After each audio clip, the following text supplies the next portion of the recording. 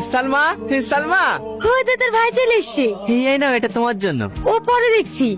শোনো না, তোমার শালিরা এসছে, ওই নতুন রেস্টুরেন্ট হয়েছে, ওইখানে খেতে যাবো বলছে। চলো না সবাই একসাথে ঘুরে আসি। ঠিক আছে, চলো। ঠিক আছে, তাহলে আমি রেডি আছি। মা কোথায়?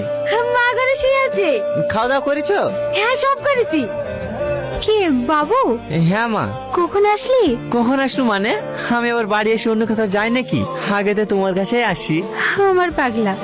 এই লো মা। কোথাও যাচ্ছি নাকি মধু? এই সাথীরা এসছে মা, আমার সাথে একটু বেড়াতে যাবে বলছে। তো যা, এই বাহানায় বৌমা খেলেও একটু ঘুরে আসা হবে। লাও মা, ওষুধটা খেয়ে লাও। হ্যাঁ, কই গো শুনছো? আসছি। হ্যাঁ বলো। হ্যাঁ, আমরা রেডি। ভালো আছেন ভাই? হ্যাঁ ভালো আছি। তোমরা 2 মিনিট দাঁড়াও, আমি জামাটা চেঞ্জ করে নি। কি হলো ভাই, এক ভাই বোনের দিকে তাকিয়েছেন, একটু খাবারের দিকেও তাকান। কি করবো, দুটোই সুন্দর। আপনাদের আর কিছু লাগবে? বলো, আর কি খাবা? না না ভাই, আমি আর কিছু খেতে পারবো না। আমিও শেষ। আপনি বিল নিয়ে আসেন।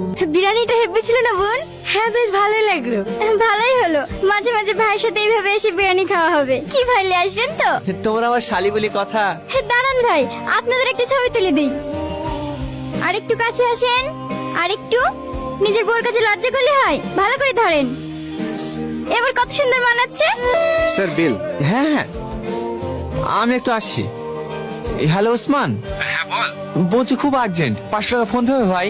ফোন পে তো হবে না রে ভাই, বাড়িতে ক্যাশ আছে, তুই মাকে কি ফোন দিয়ে দেবে? আমি তো একটু বাইরে ছিলাম। ঠিক আছে, আমি অন্য কথা দেখছি। কি হলো, এখানে দাঁড়িয়ে কেনে? এমনি। টাকা নাই? তোমার কাছে 300 টাকা গেলে দাও না, আমি বেতন পেলে তোমাকে দিয়ে দেবো।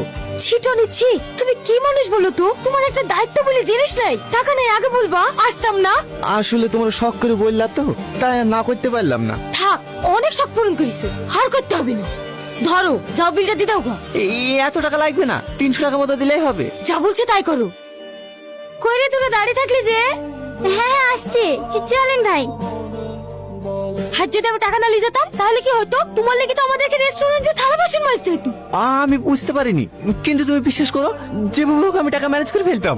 ম্যানেজ করে করেই তো 4 বছর ধরে সংসার চালাইছো। শুধু আমি বলে তোমার সাথে সংসার করছি। আমি জীবনে সব থেকে বড় ভুল করেছি, তোমাকে ভালোবাসি, তোমাকে বিয়ে করি। সারাদিন বাড়িতে কাঠের পুতুলের মতো পড়ে থাকো, মাকে সামলাও, গা ধোয়াও, খাও।